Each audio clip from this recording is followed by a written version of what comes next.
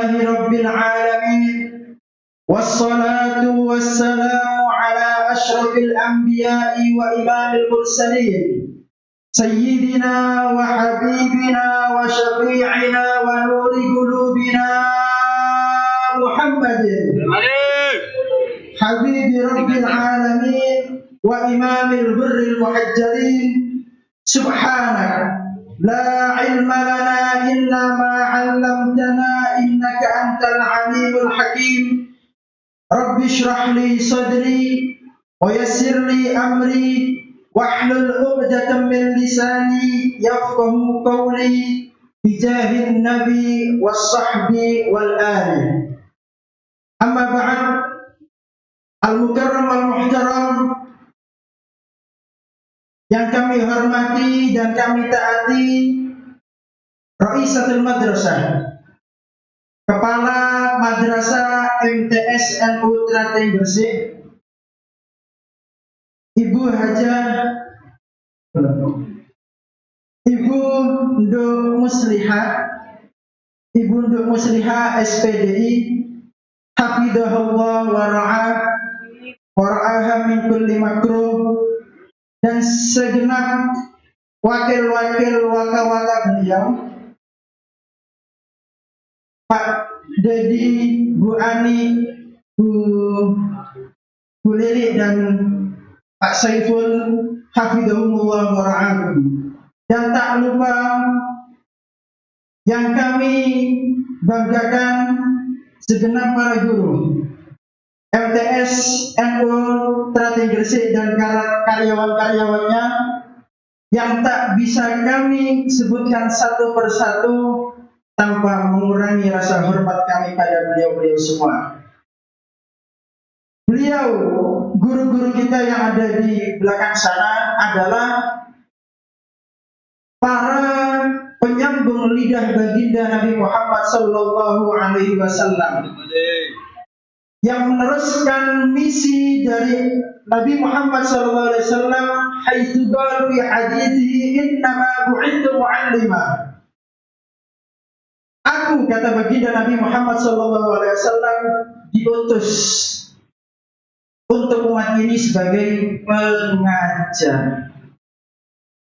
Wa qala fi haditsin akhar innama bu'ithu liutammima makarimal akhlaq. Aku diutus di umat ini untuk menyempurnakan akhlak-akhlak yang baik. Bisa kita lihat para guru-guru kita, kemudian kepala sekolah dan para wakil-wakilnya mengajarkan akhlak Nabi Muhammad SAW, mengajarkan ilmu baginda Nabi Muhammad SAW, dan mengajarkan syariat Kanjeng Nabi Muhammad sallallahu alaihi wasallam, sehingga bukanlah kita itu di sini hanya melihat, wah keren ini, sekolahnya hebat, mentereng, hijau kabeh, ada hijau semuanya, pasti NU. Kemudian apa? Aulanya pakai AC. Kemudian kita lihat, wah juaranya, prestasinya luar biasa di mana-mana. Kita lihat di samping kiri kita berderetan piala-piala, kira-kira ada 15. Kalau di sana berarti ditambah sendiri, kalau orang yang tidak. Nah itu di sini banyak prestasi yang luar biasa yang dicetak oleh anak-anak peserta didik santri-santri MTS NU Gresik ini. Tapi apa yang terpenting adalah bagaimana guru-guru, bagaimana karyawan-karyawan menanamkan akhlak pada antum-antum semuanya, menanamkan bagaimana budi pekerti yang baik pada antum-antum semuanya. Ini yang terpenting. Loh, tapi nggak disebutkan di ekstrakurikuler nih Pak, ya Pak? Wah, bukan itu. Yang juara-juara, contohnya yang di kemarin prestasinya luar biasa yang diraih oleh tim KIR. Pernah sudah lihat YouTube-nya? Ada. Makanya silakan like comment, share, and subscribe. Like, comment, share, and subscribe.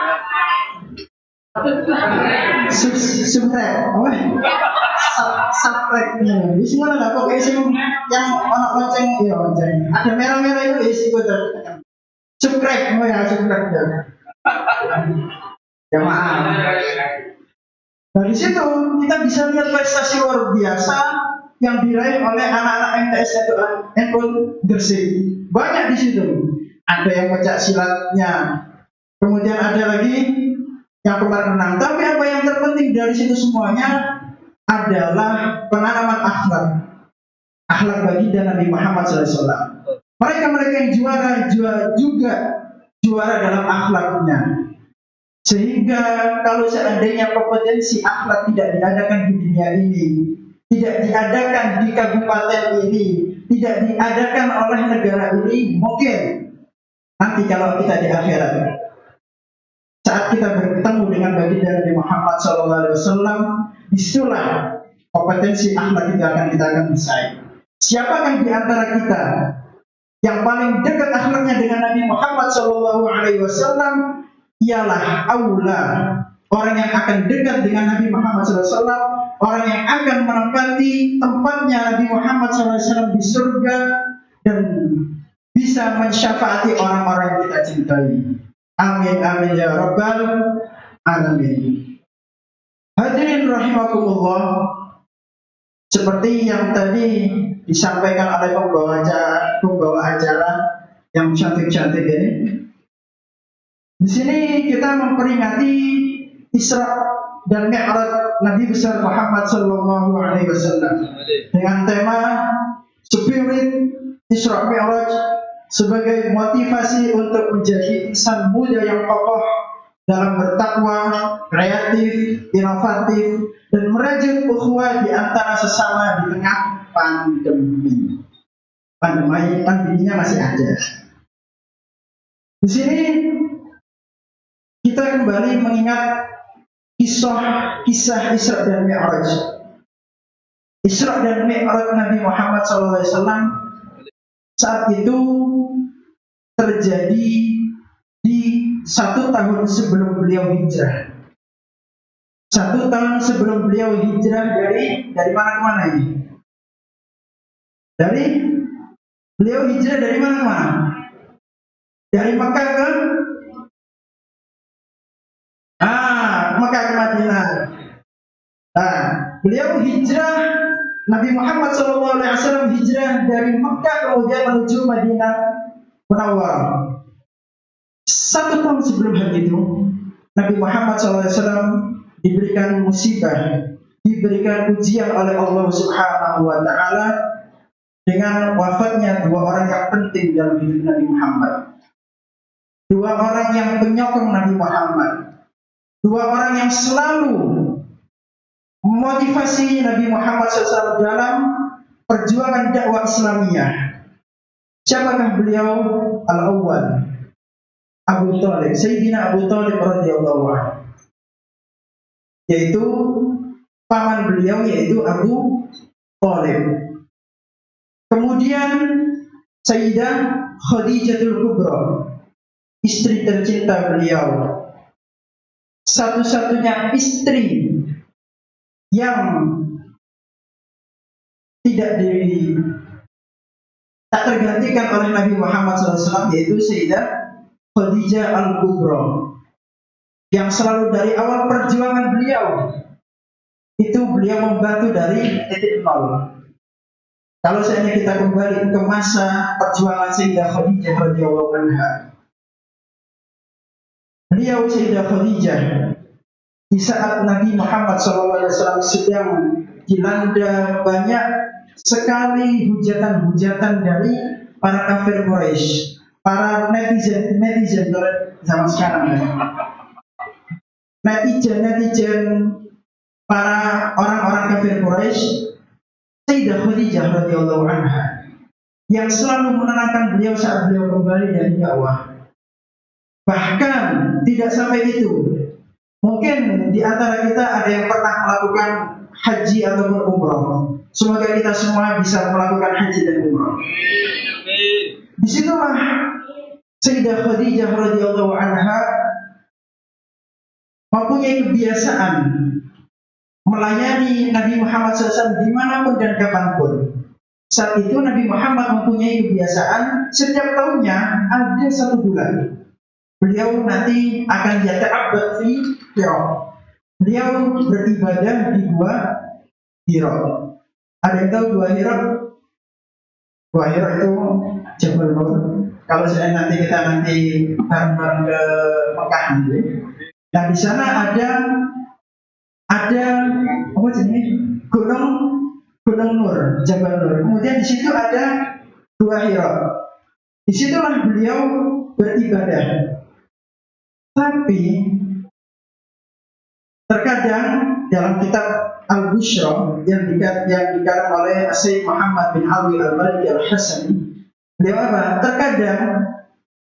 Terkadang seorang istri itu mungkin terkadang, karena saya tidak tahu secara persis, terkadang seorang istri itu kangen sama seorang suaminya. Terkadang.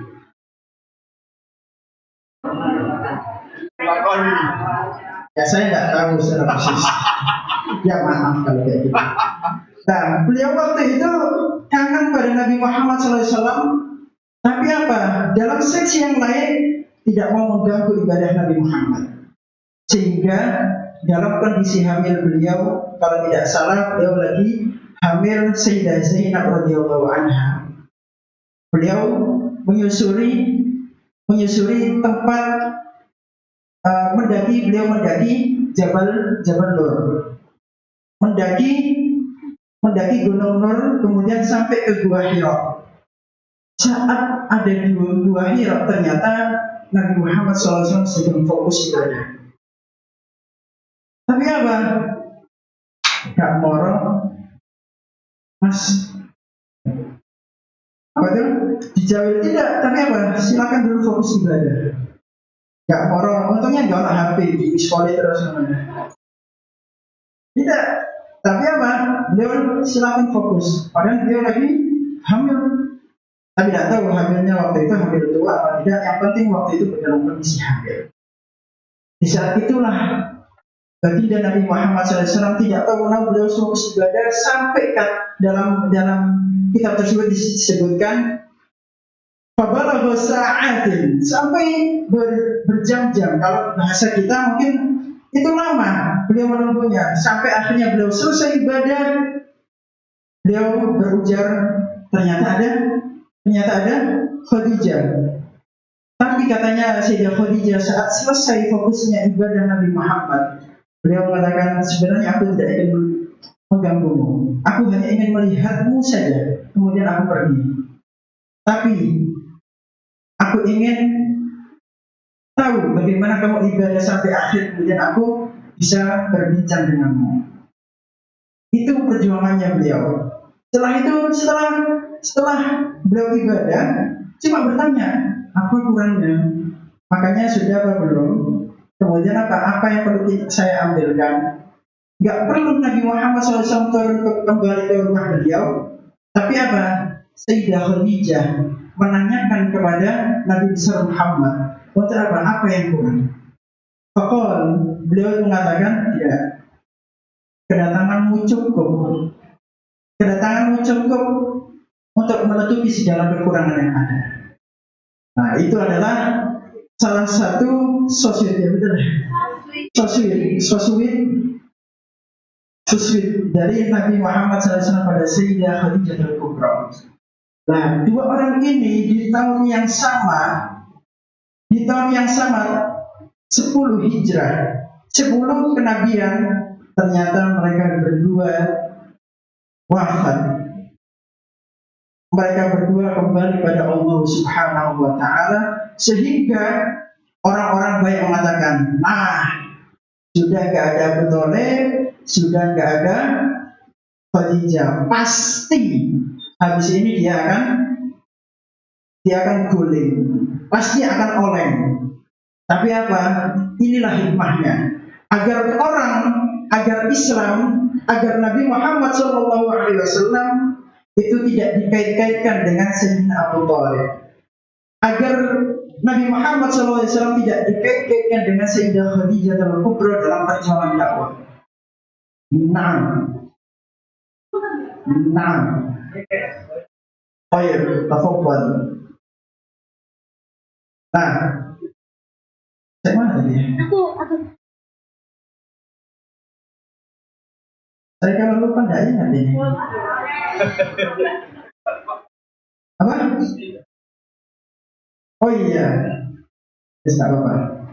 Nah, tidak dihubungkan dengan perjuangan mereka berdua, sehingga apa?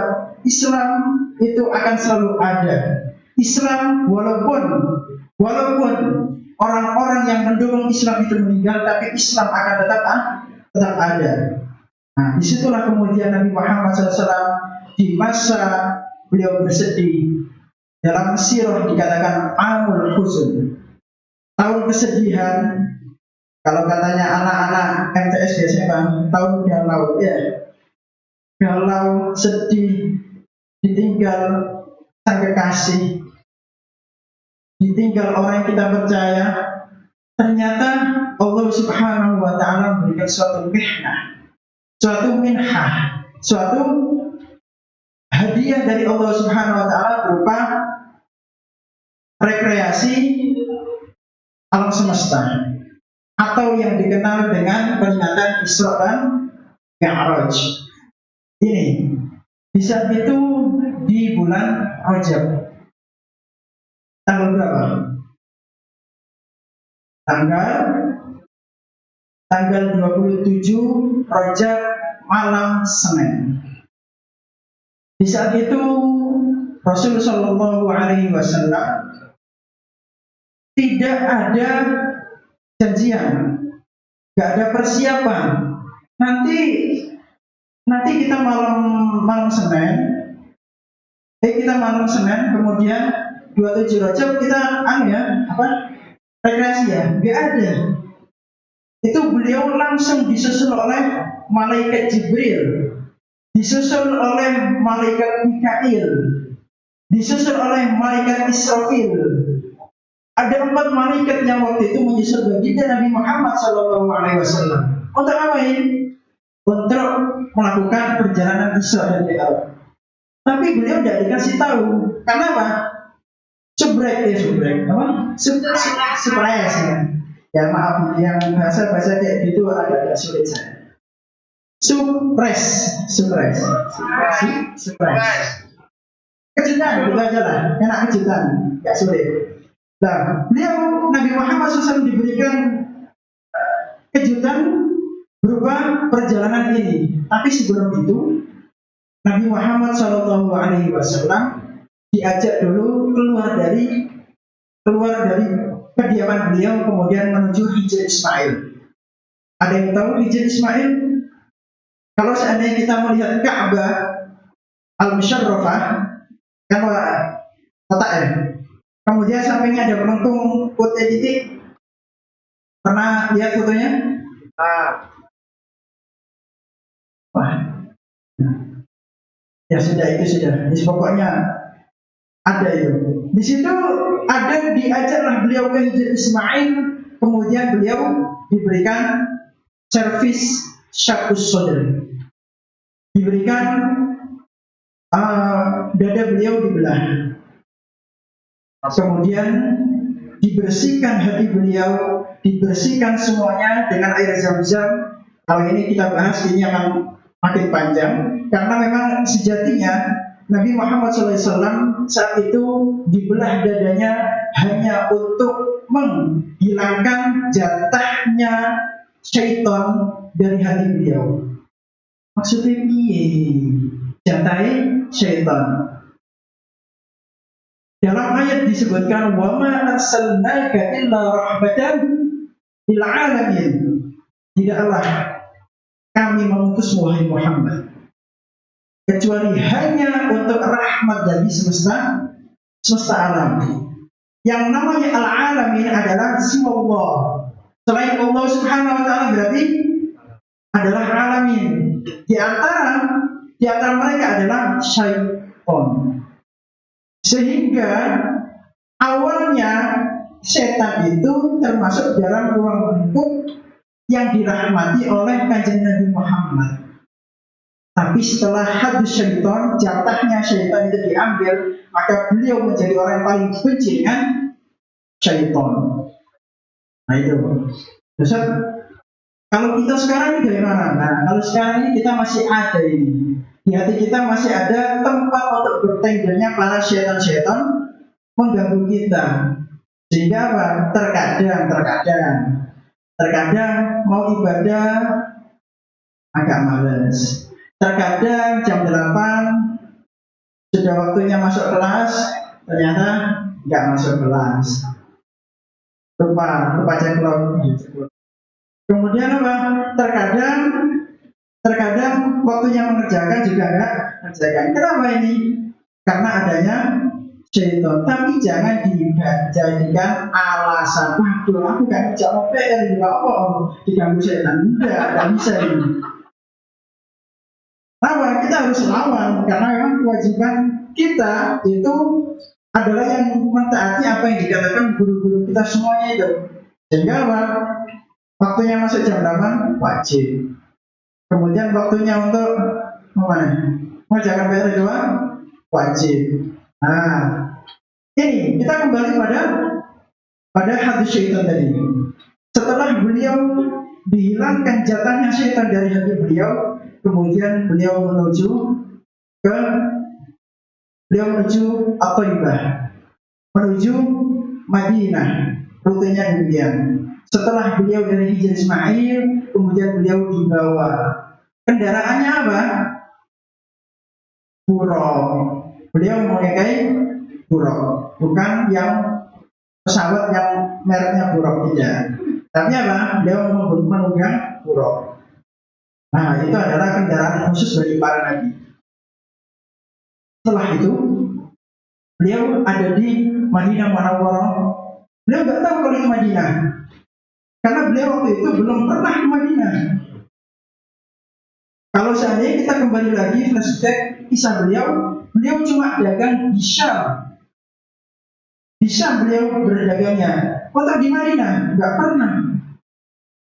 Oleh karenanya Madinah itu dulu adalah tempat angker dalam tanda kutip.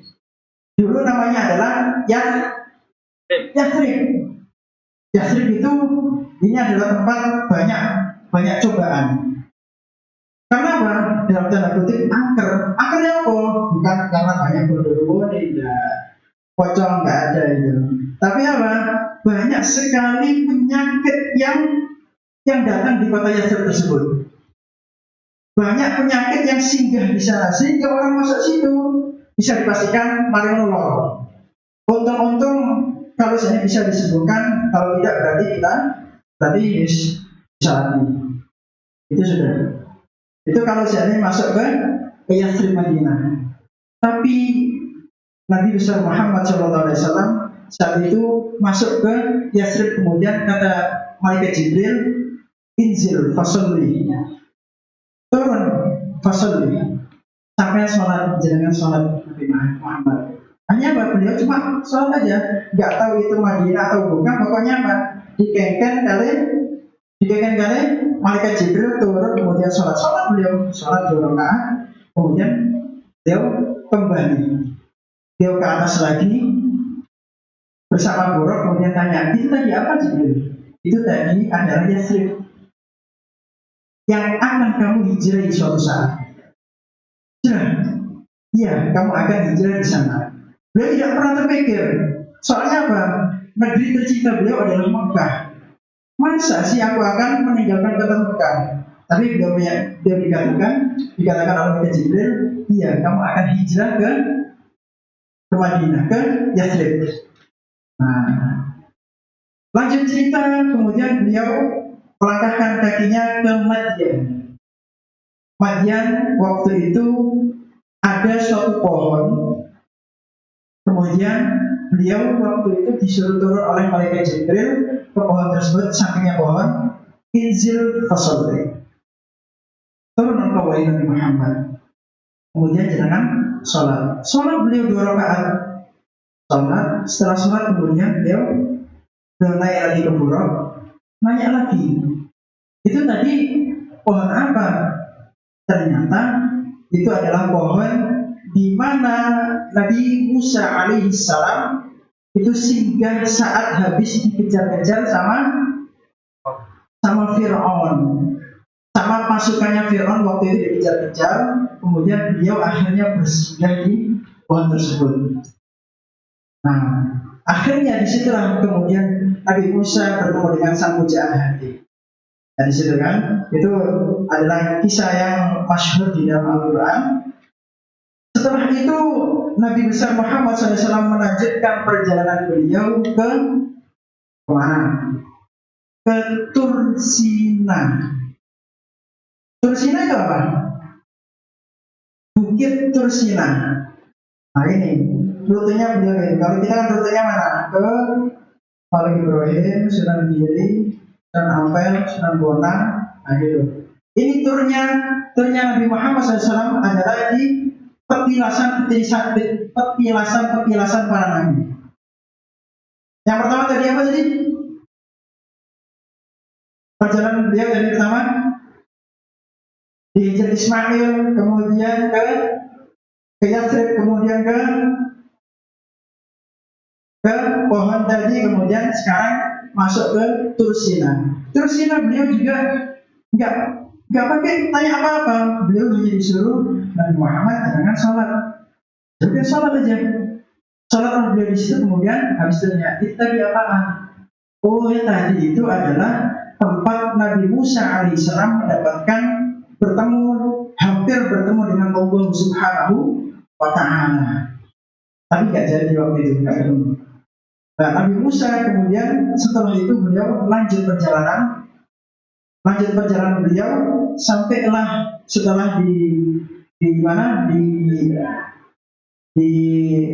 Tursina, kemudian beliau ke tempat kelahiran Nabi Isa alaihissalam, itu di Bethlehem. Di situ beliau disuruh sholat juga, kemudian melanjutkan perjalanan lagi ke Palestina. Nah, sampai ke Palestina, beliau sampailah ke Masjidil Aqsa. Itulah makna dari ayat yang dibacakan oleh saudara kita tadi.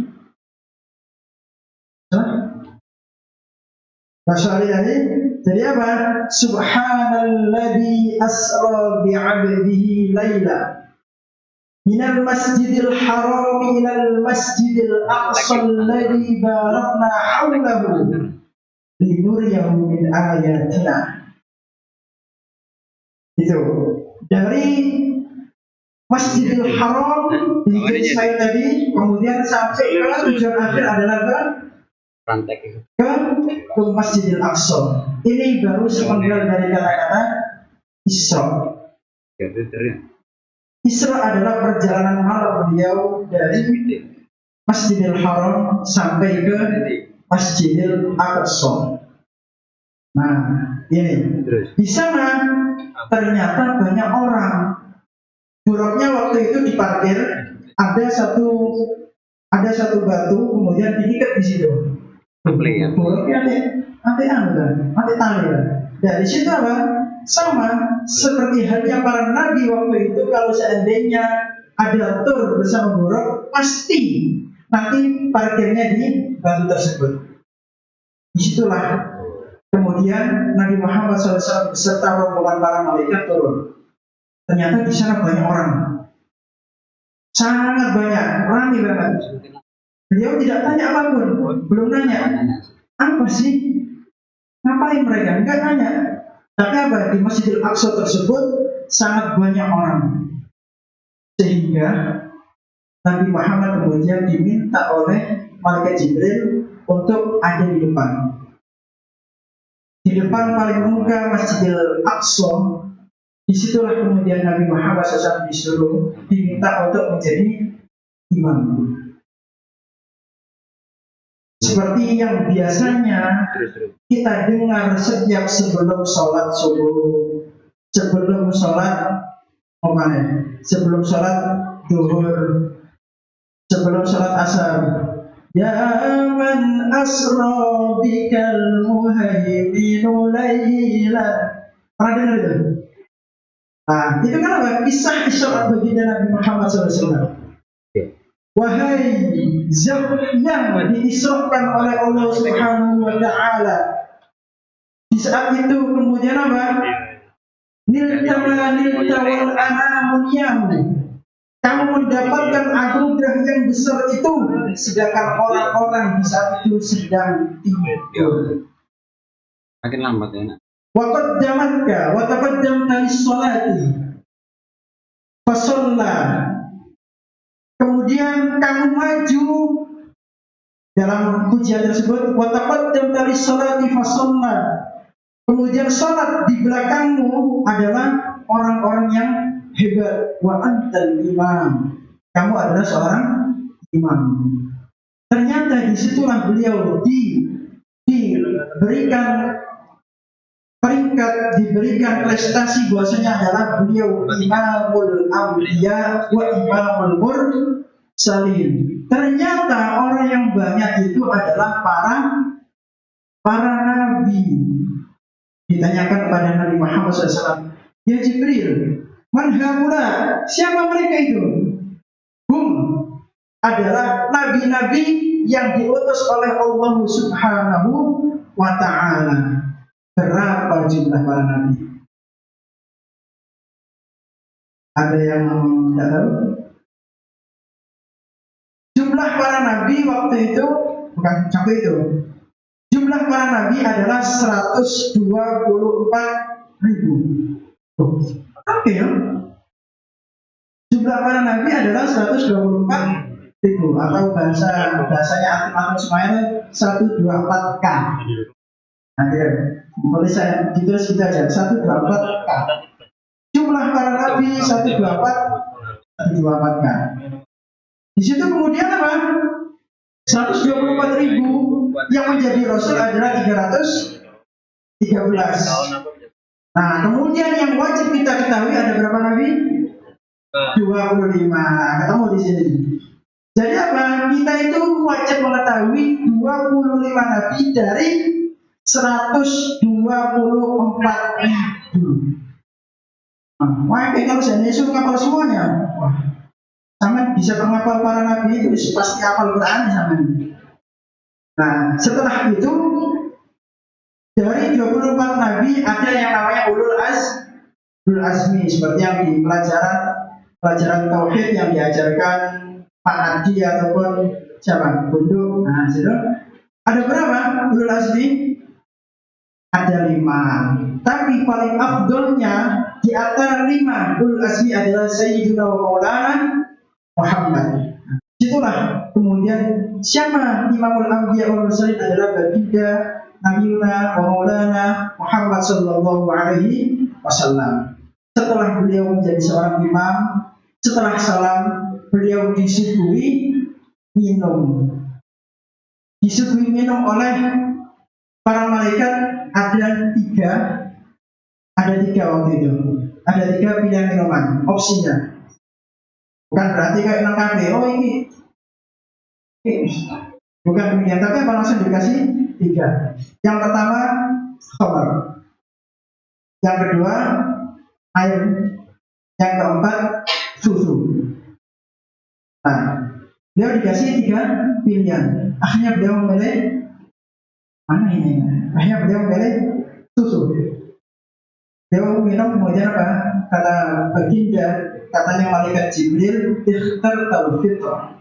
Kamu memilih sesuatu yang murni. Sehingga apa? Itu adalah kata malaikat Jibril alaihissalam, kamu memilih nasib umatmu dengan dari 3 minuman tersebut. Ternyata kamu memilih sesuatu yang paling benar, yaitu memilih betul. Nah, itu. Jadi kalau ada kopi, ada itu pilih yang enggak, saya nggak ngomong ya. Benar. Nah, itu.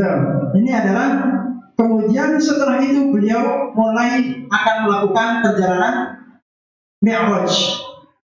Keluar beliau, saat keluar kemudian semua para nabi buka jalan. Sampai di luar ternyata Buraq sudah disiapkan, tinggal melepaskan talinya. Tapi di situ kemudian beliau Nabi Muhammad SAW ada di atas batu tersebut, kemudian beliau akan berangkat. Disitulah kemudian ada keanehan yang terjadi yang sekarang masih ada, yaitu batu yang sebesar itu ingin ikut bersama baginda Nabi Muhammad SAW. Tapi Nabi Muhammad SAW yashfaq alaihi, sayang sama batu itu, kemudian apa? Nah, jangan ikut. Tahu kenapa? Karena kalau kamu ikut bakal hancur. Tapi katanya batu itu masuk batu bisa ngomong. Nah, ini adalah salah satu mukjizat Nabi Muhammad. Karena apa? Sejak beliau sebelum jadi nabi, beliau bisa mendengar curhatan para pohon, curhatan para batu. Kadang-kadang kalau nggak ada salahnya dikeplak ini, ditendang ini. Nah itu apa? Itu beliau mendengar. Bahwasanya Pak, beliau sering mengatakan mereka assalatu wassalamu alaika ya Rasulullah. Seperti demikian. Kita tidak mendengar, kita belum bisa mendengarnya. Skip, kita kembali ke cerita tadi. Ternyata batu yang sebesar itu ditahan oleh Nabi Muhammad SAW, berhenti di situ. Akhirnya apa? Beliau si batu ini sempat terangkat, kemudian disuruh untuk berhenti. Di sana, di Palestina sana, kalau tidak salah, kalau seandainya tidak hancur, kalau seandainya tidak dirubah, sebenarnya ada batu yang terangkat. Ini kalau di kitab-kitab sirah, di kitab-kitab sejarah, kalau seandainya kita membaca tarikh, batu ini sebenarnya masih ada. Tapi keberadaannya sekarang, wallahu a'lam. Gak tahu kita sekarang di mana sekarang batu itu berada. Nah, tapi kalau nanti kita bisa kemana, ke Makkah, ke Madinah, kemudian ke Palestina. Nah, nanti coba cari. Kalau udah cari, saya kabarin anak. Gitu ya. Nah, lanjut, kemudian beliau melakukan perjalanan Mi'raj. Iya betul. Waqabla hijratin Nabil Isra bi Makkatin laylan li Qudsin yudra. Wa bada Isra'il urujun lis-sama hatta ra'a an-nabiyyu rabban kallama. Nah, di situ. Nabi besar Muhammad SAW melakukan perjalanan Mi'raj. Ternyata gak gampang. Di atas sana, di langit ternyata ada penjaga-penjaganya. Ada 7 lapisan as-sama. Ada 7 lapisan langit. Maksudnya iya sih?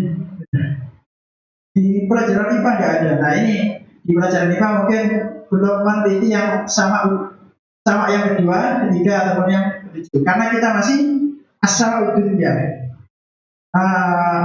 Langit yang paling bawah. Ternyata di perjalanan pertama beliau bertemu Nabi. Siapa Nabi tersebut? Ada yang tahu? Pertama perjalanan beliau waktu Mi'raj ternyata bertemu Nabi Adam alaihissalam. Bertemu Nabi Adam, mengetuk pintu, ada pintunya yang diketuk oleh malaikat Jibril. Misalkan ilustrasinya, Assalamualaikum. Akhirnya dijawab, Waalaikumsalam. Siapa itu? Siapa ini? Anak Jibril. Waman ma'ak. Siapa kamu? Aku bersama Muhammad. Ternyata jawaban dari dalam. Wahal bu'ita ilaihi. Apakah dia sudah diutus? Ya, dia sudah diutus. Kok tahu ya Nabi Muhammad? Adanya Nabi Muhammad. Ternyata berita tentang Nabi Muhammad sudah terkenal. Beliau sudah viral. Di mana? Di alam langit. Waktu di alam bawah, masih di dunia, orang-orang masih apa? Masih menjadi netizennya Nabi Muhammad. Masih, waduh, sopi, gitu kan? Siapa yang Nabi Muhammad datang bawa syariat baru? Karena mereka demikian. Tapi ternyata di langit ternyata beliau sudah viral. Di langit pertama bertemu dengan Nabi Adam alaihissalam. Banyak umatnya melihat kanan, beliau bahagia, melihat kiri, beliau nangis. Kenapa? Karena ternyata yang bagian kanan adalah ahli surga, bagian kiri adalah ahli neraka. Beliau menangis. Semoga kita termasuk orang-orang ashabul yamin, orang-orang yang sebagian kanan. Lanjut perjalanan beliau ke langit kedua. Di langit kedua ada dua orang nabi. Yang pertama Nabi Yahya, kemudian yang kedua Nabi Isa alaihissalam. Nah, ada dua orang nabi. Nanti di antara 1 sampai 7 yang dijaga dengan dua orang nabi adalah hanya langit yang kedua saja. Loh, kenapa ini? Bukan karena hubungan saudara, bukan. Kenapa? Nabi Yahya dan Nabi Isa memang beliau adalah sepupu. Sepupu itu kalau bahasa kita adalah misanan. Misanan, al-araf misanan. Itu misanannya Nabi Isa alaihissalam. Kenapa kok demikian? Karena nanti di akhir zaman siapa yang turun di antara mereka berdua? Nabi Isa. Misinya adalah pertama untuk membunuh Dajjal. Nah, ada dua orang yang menjaga, kemudian satunya akan turun. Berarti beliau masih hidup. Kalau boleh tanya, ada berapa nabi yang masih hidup ya? Ada berapa? Ada berapa ini? 4. Cici loh itu apa? Tapi apa? Ada 2 bagian. Makanya tak langsung tak klasifikasi. Betul Pak ya? Yang pertama ada di bumi, yang kedua ada di langit. Yang ada di langit, yang pertama tadi siapa? Nabi Isa alaihissalam. Yang kedua adalah Nabi Idris. Kemudian yang di bumi ada 2. Siapa? Yang satu masih terkenal, Nabi Khidir. Tahu memang oke. Yang kedua, ya. Padahal apa? Kalau seandainya sudah waktu haji, kalau seandainya waktu buka puasa, mereka berdua pasti buka bareng. Siapa satunya sobatnya beliau? Siapa? Nabi Ilyas. Nabi Ilyas masih hidup. Nabi Khidir juga masih hidup. Kalau seandainya kita semua belum pernah bertemu, nanti semoga kita suatu saat nanti bisa bertemu beliau berdua. Nanti kalau haji beliau pasti ada. Makanya kalau haji nanti cari ya, kalau bertemu. Tapi tidak tahu saya WA-nya berapa, IG-nya apa nggak. Ya, kembali kita ke langit lagi. Di langit kemudian langit ketiga beliau bertemu dengan Nabi yang terkenal ganteng. Siapa? Nabi Yusuf. Nabi Yusuf alaihissalam menjaga langit ketiga. Nah di situ kemudian Nabi Muhammad SAW bertemu dengan Nabi Yusuf. Ini beliau mengatakan, oh ini Nabi Yusuf. Oh iya, yang diceritakan oleh Allah SWT bahwa saya Nabi yang paling ganteng. Ternyata di situ Nabi Yusuf mengakui bahwa saya aku hanya separuh dari kegantengan wahai Muhammad. Pak, nggak tahu, nggak pernah ya kita mendengar gantengnya Nabi Muhammad. Iya, karena apa? Beliau tahabuhul jamal. Beliau haibahnya yang lebih wah daripada gantengnya beliau. Sampai ketiga, kemudian lanjut ke langit keempat siapa? Nabi Idris. Sini baru ketemu Nabi Idris. Kan tadi ada 2 orang. Ketemu Nabi Idris alaihissalam, dia masih hidup, ada di sana tapi nggak turun bersama Nabi Isa, karena beliau sudah PW di mana? Di langit yang kelima. Kemudian lanjut lagi ke langit 6. Langit ke-6. Nah, di sini kisah ini menjadi menarik. Jadi tadi menarik, tapi ini lebih menarik. Bertemu dengan rival beliau, yang sering kalau seandainya disebutkan Nabi Muhammad, beliau selalu patuh kalah mana. Siapa? Nabi Musa.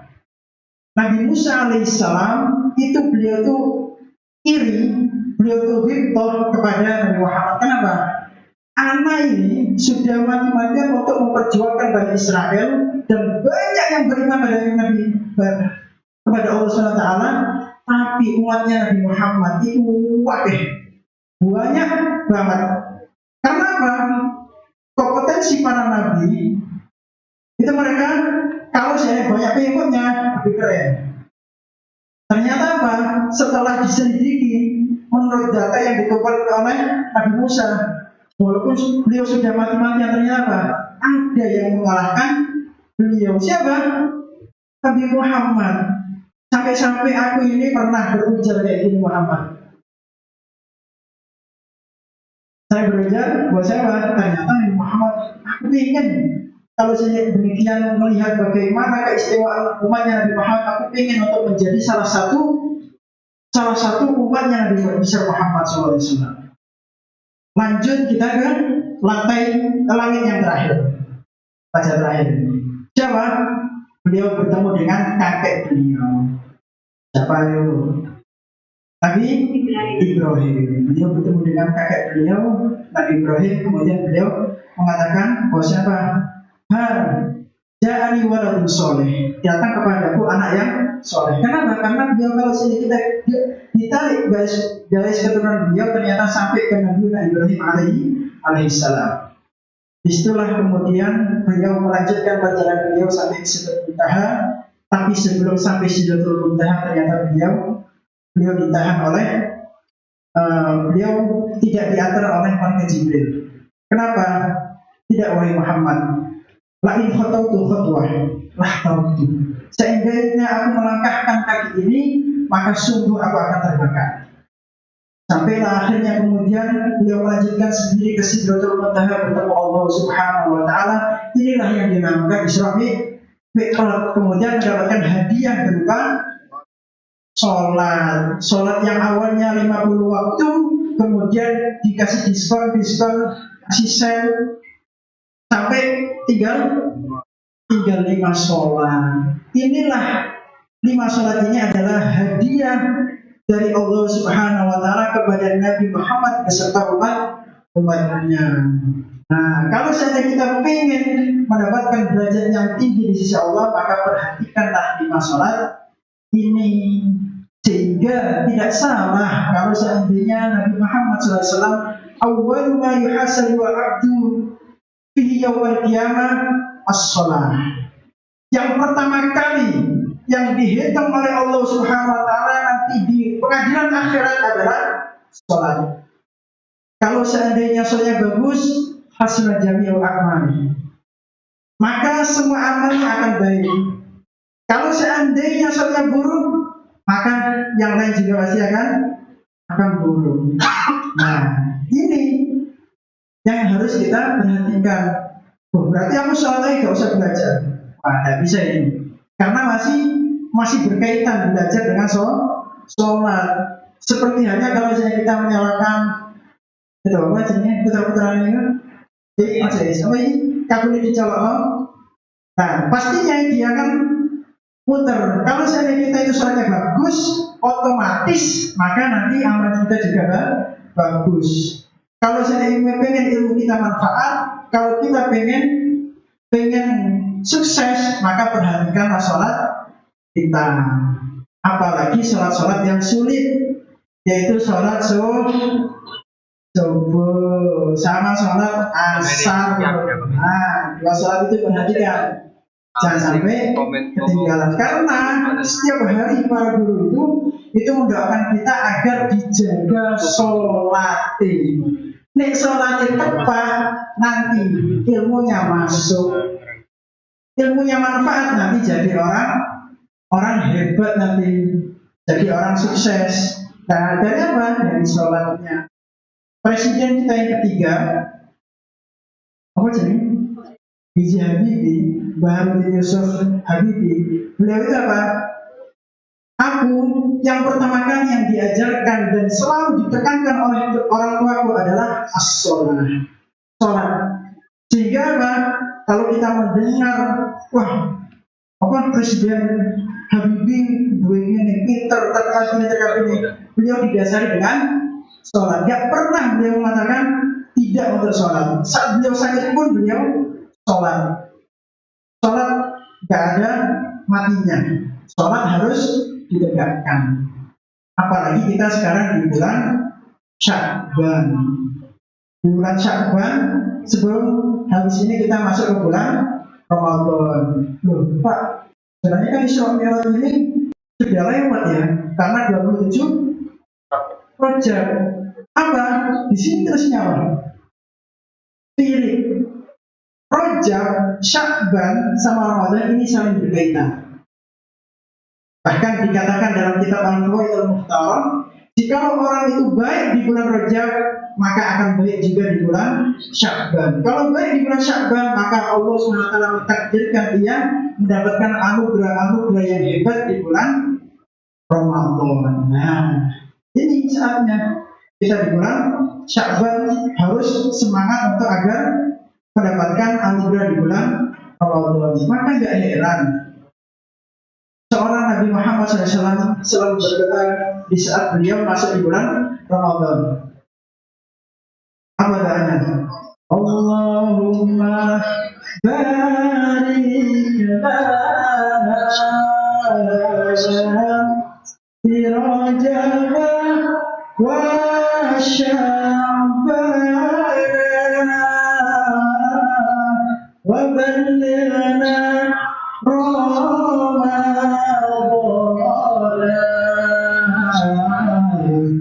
Waghfir lana dzunubana.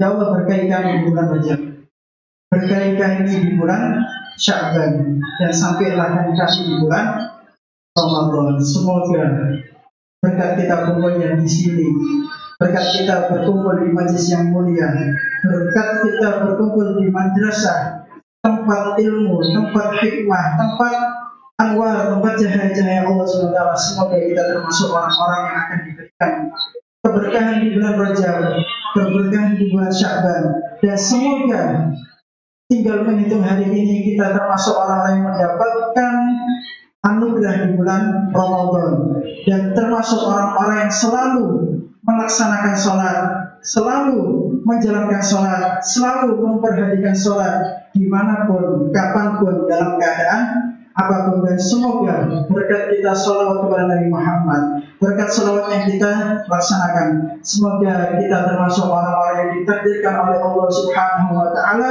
di akhirat kelak kita berkumpul dengan Nabi Muhammad, berkumpul dengan orang-orang pecinta Nabi Muhammad, berkumpul dengan orang sahabat Nabi Muhammad, berkumpul dengan keluarga Nabi Muhammad, dan berkumpul dengan orang-orang yang tulus mencintai Nabi Muhammad, dan orang-orang yang selalu melaksanakan salat. Dan semoga semua ini ya Allah takdirkanlah juga untuk orang-orang tua kita, takdirkanlah juga pada guru-guru kita, takdirkanlah juga ini ya Allah kepada orang-orang yang kita cintai.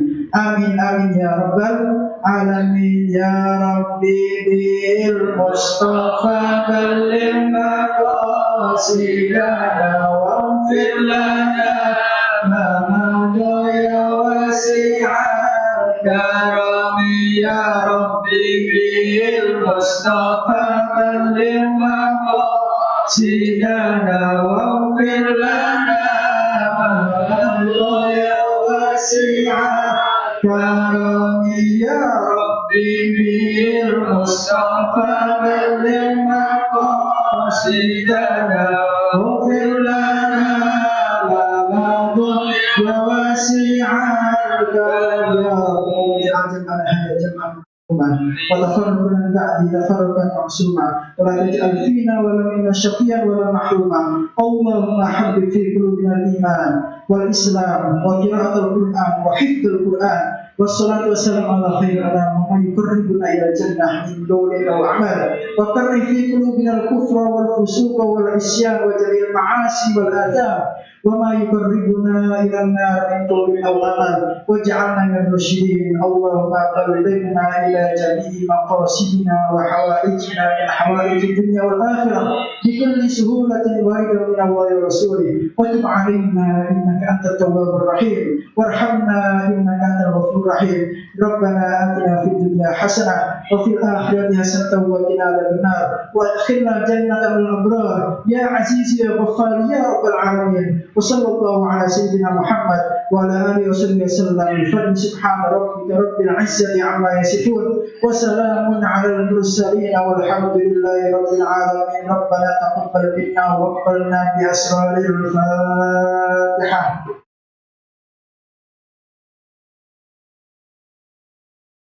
اللهم بحق الفاتحة وسر الفاتحة وقرأ الفاتحة افتح لنا من الخير وجعلنا من أهل الخير يا من وفق أهل الخير للخير وفقنا للخير وأعنا عليه.